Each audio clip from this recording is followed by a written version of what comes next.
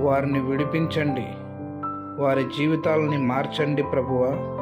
మీ ఆలయమైన దేహాన్ని పాడు చేయడమే కాక కుటుంబం కూడా నాశనమైపోవడానికి కారణం అవుతున్నారు.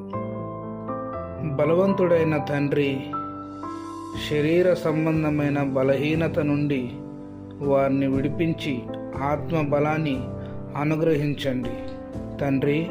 మీ ఎదుట పాపం చేయకుండునట్లు అనుదినం వాక్యాన్ని ధ్యానించే ప్రేరేపణ, వాక్య ప్రకారం జీవించే బుద్ధిని కలిగించండి ప్రభువా.